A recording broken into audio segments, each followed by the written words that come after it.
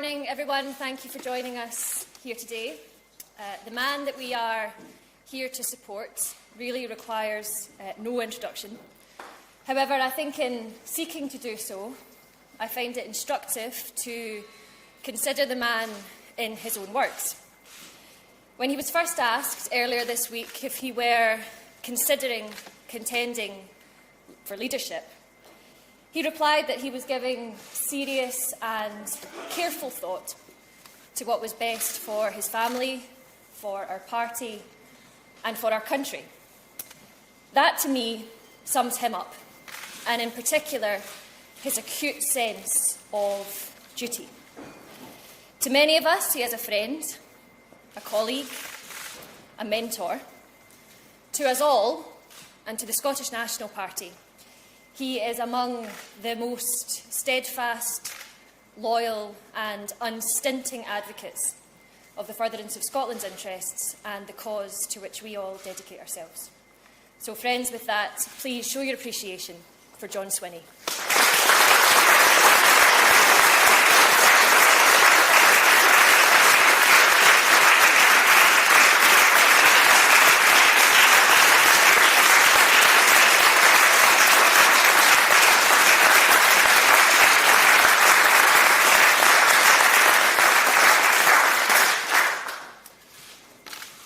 Thank you for joining me at the Grassmarket Community Project, a venture that brings hope to some of the most vulnerable people in our society in the setting of a social enterprise. This place reflects my values, who I am, and it's therefore the right place for me to confirm that I intend to stand for election as leader of the Scottish National Party. I want to build on the work of the SNP government to create a modern, diverse, dynamic Scotland that will ensure opportunity for all of her citizens. I want to unite the SNP and unite Scotland for independence. One of the benefits of stepping back from frontline politics a year ago is that I've had the time and the opportunity to see our political situation from a different perspective than before. There is a huge amount that the SNP has achieved on behalf of the people of Scotland, and much about which we should feel very, very proud. The Scottish Child Payment, free university tuition, the massive expansion of childcare, and much, much more. SNP policies transform lives. They lift children from poverty, give them a better start in life, and enable them to go to university. Looking across these islands, with a UK election looming, the SNP alone stands up for ordinary people, for workers, for families. The Tories are targeting the weakest and blaming the vulnerable for the disaster they have made of the UK economy. They seek to divide, to blame, to polarise. And Labour disappoint with policy after policy dumped in the empty pursuit of power. Only the SNP stand where the majority of people want their government to be, in the moderate centre-left of Scottish politics. That is where I stand. And if elected by my party and by Parliament, my goals as First Minister will come straight from that centre-left tradition, the pursuit of economic growth and social justice. Economic growth not for its own sake, but to support the services and the society we all want to see. I will pursue priorities that will make Scotland the best our country can be as a modern, innovative, dynamic nation. In an advanced Western society, child poverty is a curse. The government I aspire to lead will be focused on doing all in its power to eradicate child poverty. The Scottish Child Payment is a significant step, but we need to do more to raise more children out of poverty. The climate emergency is a real and present threat to our society, but we must design an approach to net zero that takes people and business with us. When resources are limited, they must be used forensically to make the greatest impact on the challenge that we face. Government must use its powers and resources to support economic growth and to ensure we create a vibrant economy in every part of our country. That means every aspect of policy, on planning, on skills, on infrastructure, must be aligned to support our aim of creating a successful economy.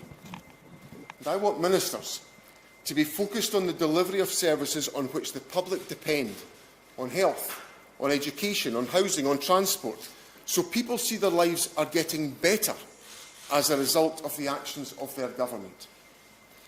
And of course, the pursuit of many of these priorities would make a greater impact if the Scottish Parliament had the full range of powers of any normal country.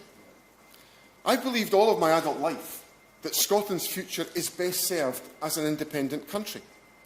But I recognise that more people need to be convinced of that point before independence can be achieved.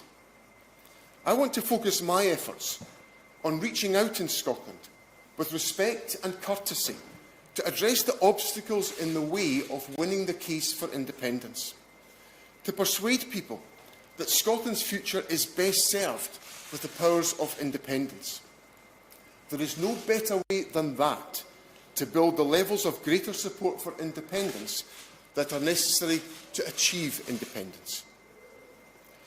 But today, I have to accept that my party is not as cohesive as it needs to be to achieve all of that.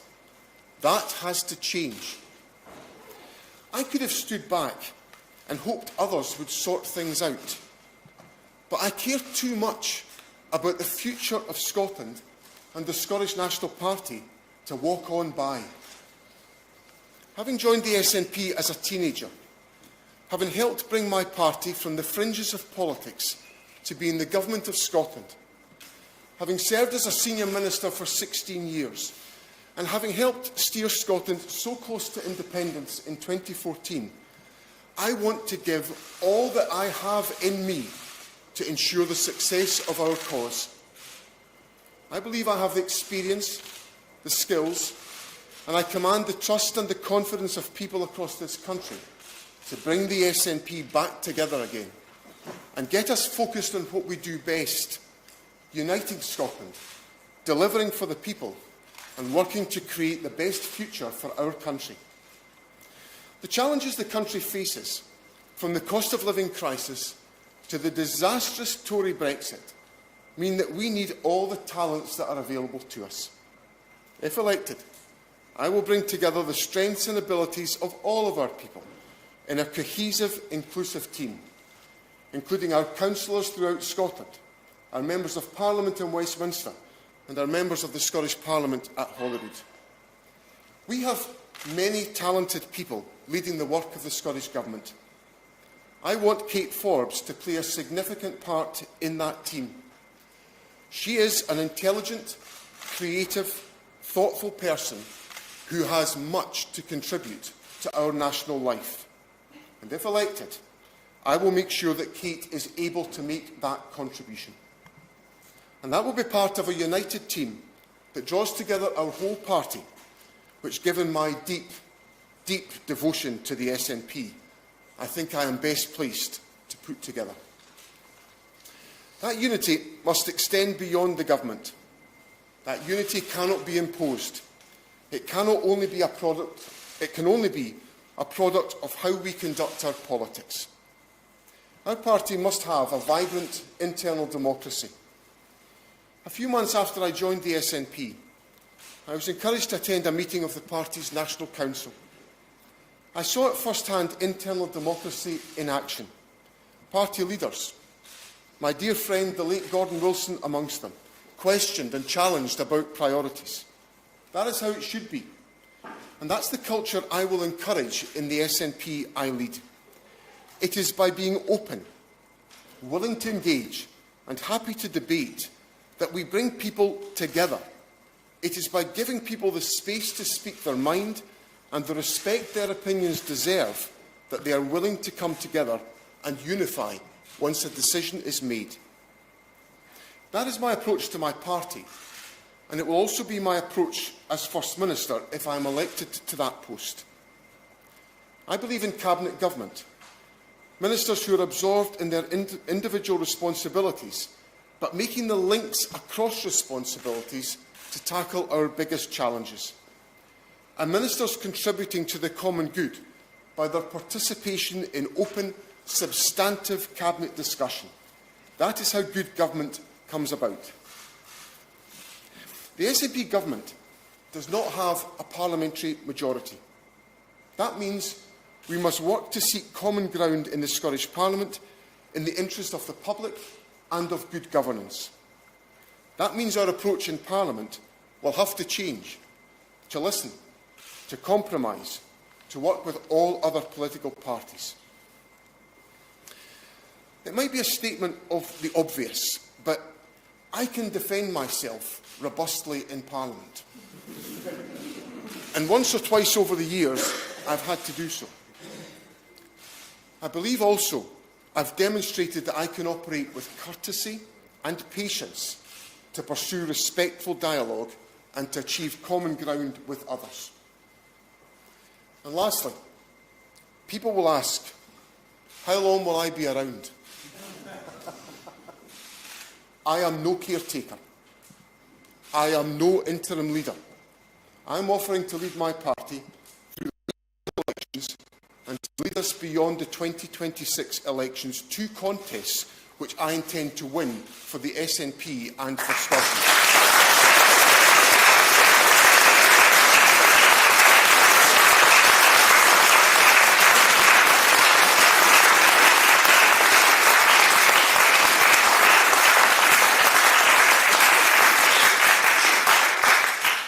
So my message is crisp and simple.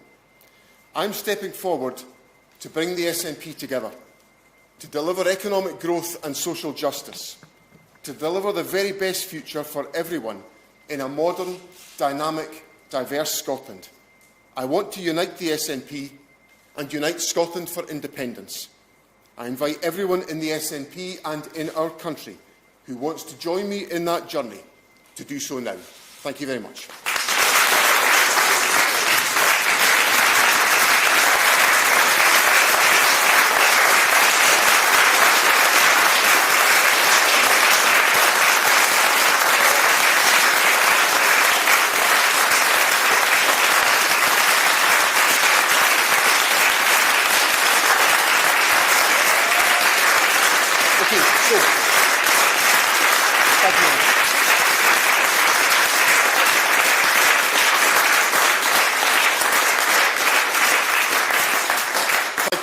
Thank you all very much. And we'll now open up for questions. And I will go first of all to James Cook from the BBC. Good morning, Mr. Swinney.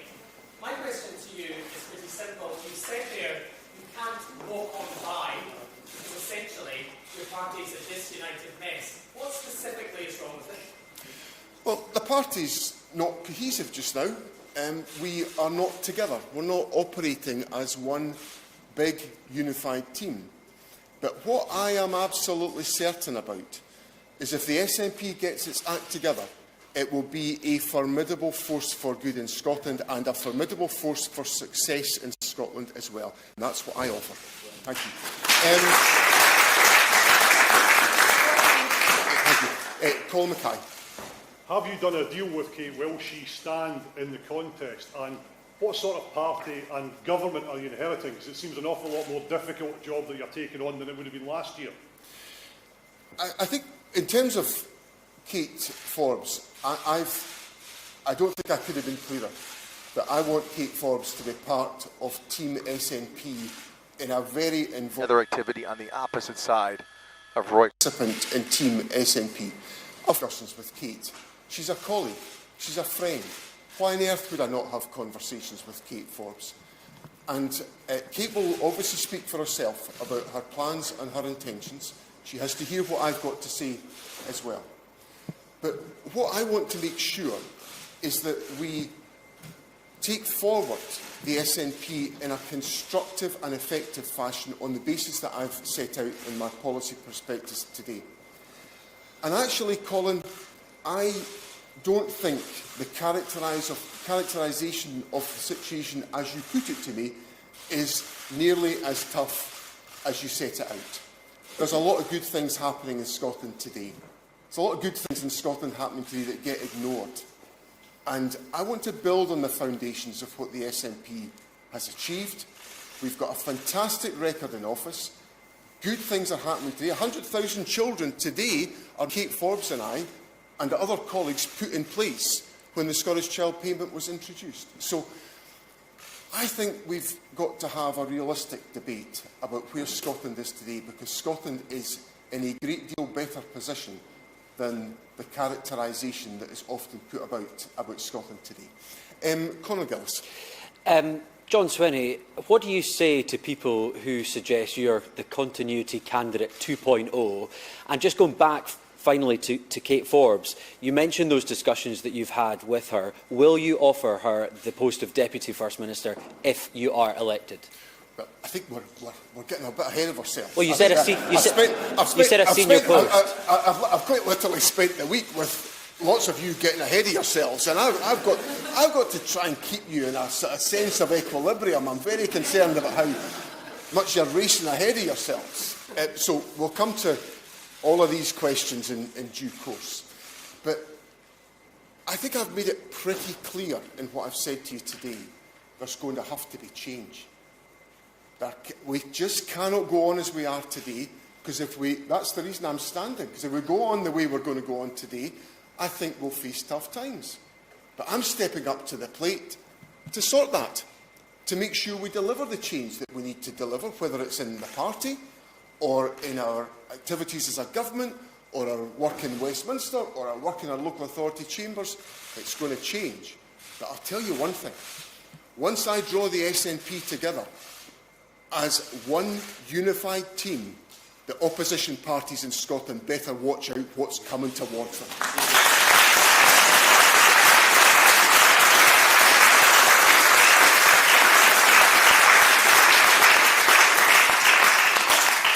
Peter McMahon.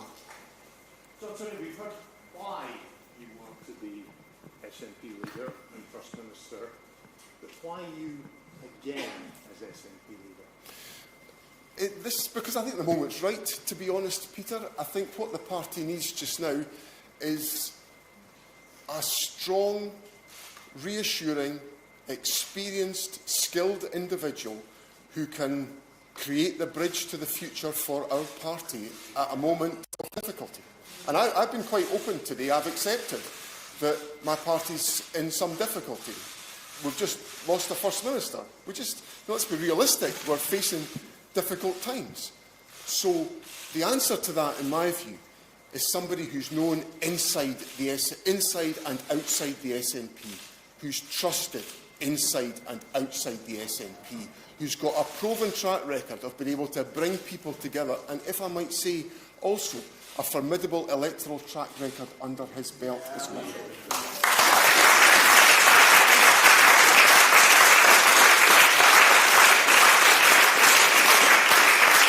Catherine. Mr. Swinney, if this becomes a coronation and Kate Forbes doesn't run, do you think there should be a Holyrood election? I think the Holyrood election question is a complete red herring. Holyrood's a fixed-term parliament. It is established for 5 years. It envisages the fact that there can be changes of personnel during that period, but the electorate are invited to go to the polls to elect a parliament for a 5-year term. That's what we've done. We should see out the term, and I obviously will offer myself, if I'm successful, to be chosen as First Minister when that's appropriate, but I think we should just respect the fact that we operate in a fixed-term parliamentary system where there can be a change of personnel within that period. David Wallis-Walker. Mr Swinney, a simple question for anyone running to be SNP leader. Do you think you will deliver independence for Scotland? Yes.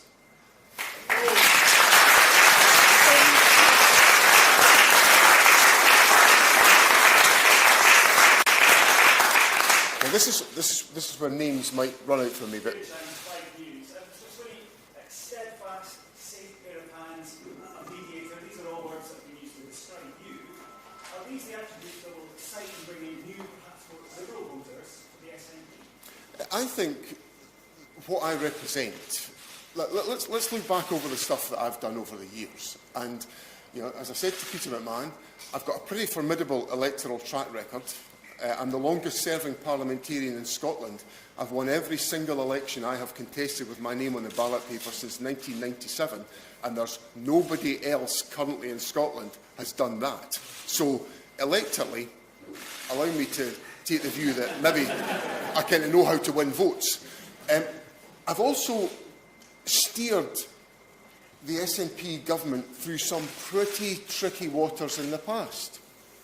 You know, when we became a minority government in 2007, people said, he'll never be able to get a budget through the Scottish Parliament. Well, I got 10 budgets through the Scottish Parliament, so some commentators are maybe a little bit pessimistic about my prospects.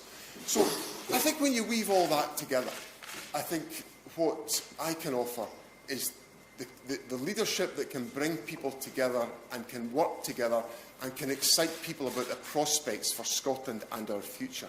But crucially also, I will be able to bring together a team that will be able to complement all of the attributes that I can bring to it, because we've got a huge amount of talent that I want to make sure is focused on the common good of the SNP and Scotland. Now, we'll take Kieran Andrews up the back there. Thanks, Mr Swinney. You said that you plan to serve beyond the 2026 Holyrood election. Can we take from that that you plan to serve a full term as First Minister, were you to be returned? That would be my intention, yes. Paul Hutchin. John, the Greens basically brought down Humza. The Greens are refusing to share a platform with Alaba. Alaba won't bring down the SNP government. Isn't it the case that the independent movement is broken and independence is dead for a generation? I don't take that view. I think the arguments, and I actually don't think that characterises the debate about independence. What characterises the debate about independence is about how people are living their lives today. And how people are living their lives today is that in this very venture that we're in today, this venture is having to pick up the pieces of the misery caused by 14 years of austerity, control from the United Kingdom government that has delivered austerity. It's having to pick up the pieces from a Tory Brexit that we in this country didn't vote for, which is inflicting misery on people and on business. So the debate about Brexit isn't about, you know, the kind of the transactional debate of the political bubble. It's about how people are living their lives. And what I encounter in my parliamentary service is people who are really toiling, really struggling. And I want to say to them, look, the way out of this is to give our Parliament the powers to change your life, as we've demonstrated we've done in a whole host of other areas, whether it's about poverty or about the environment or about transport or about education or about health. We've done many, many good things, but we could do much more with independence, and that's how the debate should be characterised. Kathleen Nutt. So you were SNP leader in 2004 and you had to stand down because the party wanted you to stand down at that time. And what would you do differently? And also, Sir John Curtis at the Britain's top pollster said earlier this week that you weren't very good as leader at that time. You obviously had a lot of support among the party. So what would you say to his comments? And what would you maybe do differently this time round if you did win? Well, maybe I should send Sir John Curtis a Christmas card to try and improve things a wee bit. Well, one of my correspondents to me, who's here today, and they will know who they are, wrote to me and said, "You've got to stand. You have to realise that the party you led in 2000 to 2004 is different to the one that exists today." And my correspondent said to me, and if you don't mind me saying so, so too are you. You've got a lot more under your belt in the intervening 20 years. And I have, and I'm a different character to what I was back then. I'm a stronger character who's done a lot of tough stuff. And I think that will be the mark of how I take forward my leadership within the party. And in relation to where the SNP progresses electorally, again, we're in a completely different position. Look at the fantastic team of Westminster MPs we've got.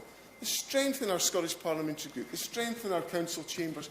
We've got a formidable group of people working on our behalf, and I intend to bring them together. Seven Clare. John, after yesterday's exchange in the Scottish Parliament, where Douglas Ross implied that you were dishonest, how can you build bridges with the Tories now, were you to become First Minister? Do you expect you can build alliances with them in the way you did in the first Scottish National Party government?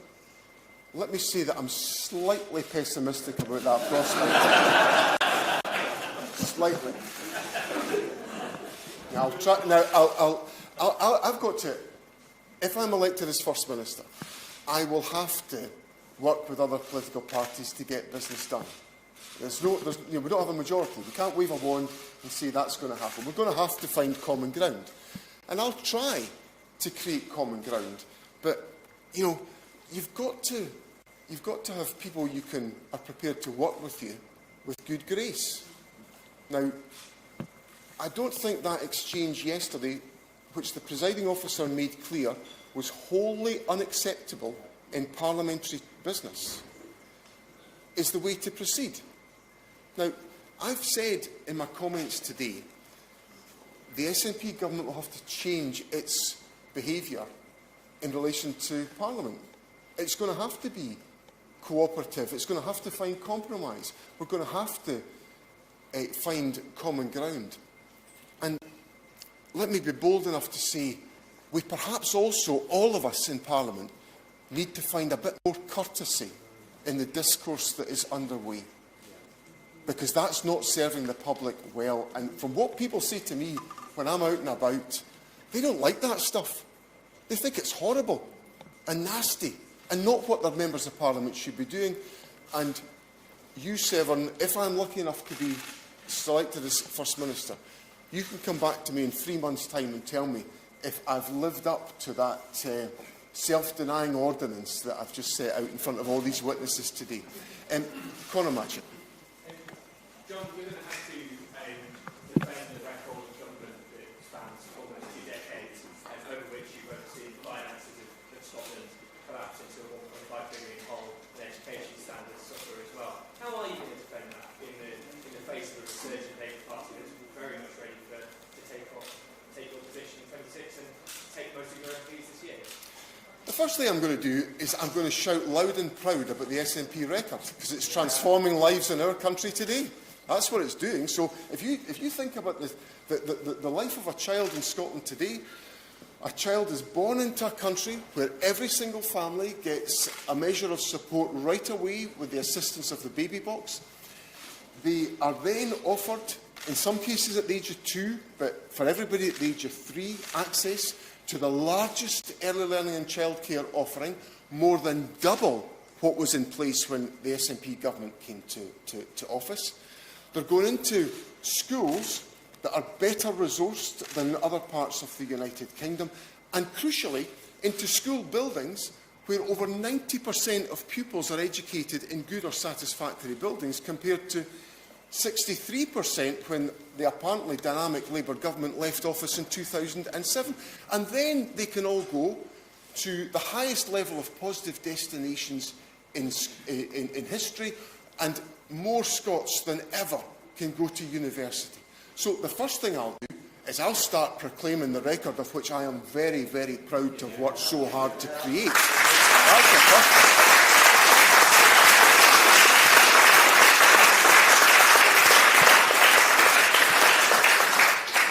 And then the second thing is that ministers that act on my behalf will be working ferociously to deliver improvement in the lives of people in Scotland, and I'll be presiding over that. Right, Simon Johnston. A lot of the fiercest political debate over the past few years has been about what you might term identity politics. What's your view on whether a trans woman is a woman? Well, I think actually the debate on these questions, if our politics is defined purely and simply by these questions, then I think we're not addressing the core issues and challenges that people face in our society. So today I'm going to address the core challenges and priorities that face people in our society today. Yes, on the left. Mr. Swinney, it's Arthur Grant from Scotland. Being called yesterday's man, what does it say about the party that you are the man of the hour, not one of the, if you forgive me, the younger, fresher faces of the younger generation of SNP politicians? Well, I'm concerned that a representative of such an august journal is being very ageist about me. That's the first thing I'm concerned about. The second thing is that the aspiring next Prime Minister of the United Kingdom is older than me, so you can go away and ask him these questions as well. And the third thing is that the SNP should choose at this moment the leader that's right for the moment. That's the big question. That's the question the SNP should answer. Who's the right leader for this moment? And I've been really candid today. My party's not as cohesive as it should be. And I think the central question for the SNP to answer is who is going to bring the SNP back together again? And I think the answer to that is John Swinney. Yes, my apologies. John Swinney, you're saying it's the leader for the moment. You may be popular amongst the SNP membership, but polls suggest that Kate Ford is more popular amongst the public. Isn't that who you want to lead the party into elections?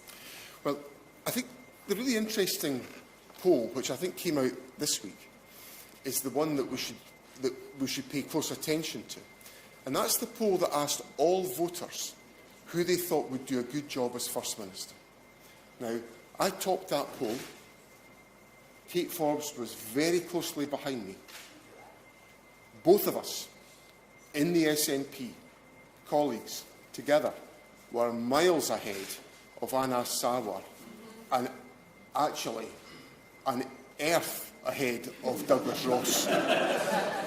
So, the conclusion I draw from that is that the SNP has the people who are in touch with the public, who command the public's trust. And I'm at the top of that list, and I've explained to you why I think I'm the best person to undertake the leadership of the SNP. And Kate Forbes, who's a valued colleague of mine and who I've set out the importance I attach to her participation in any team that I lead, will make her own conclusions. But I think the SNP should be very optimistic about what lies ahead, because our leading figures are a country mile more popular than the Labour Party or the Conservative Party leaders in Scotland. Actually, just while I'm on this particular point, Kate and I have both been on the backbenches for the last 12 months. This pair have been in the limelight. Anna Sarwar and Douglas Ross, they've had all the limelight for the last 12 months, and they're hugely unpopular. That's quite a good sign for the SNP. Right, gentleman at the back.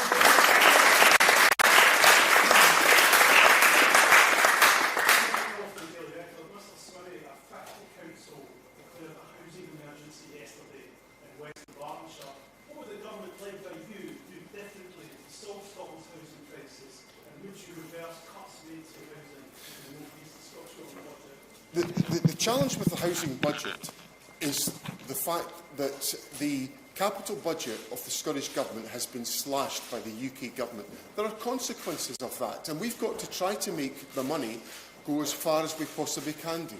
Now, since the budget was formulated, the First Minister announced just last week additional housing investment. So housing is a big priority. But we've also got to face up to some of the hard realities that if we've got a hostile UK Government that's cutting the funding available to Scotland, we can't magic money out of thin air. Now, the answer to that for me is for Scotland to be an independent country and able to take the right decisions and not be imprisoned by the decisions of a Westminster Government. And that's the case I'll take to the people of Scotland. Right, we've had a pretty good run at things today.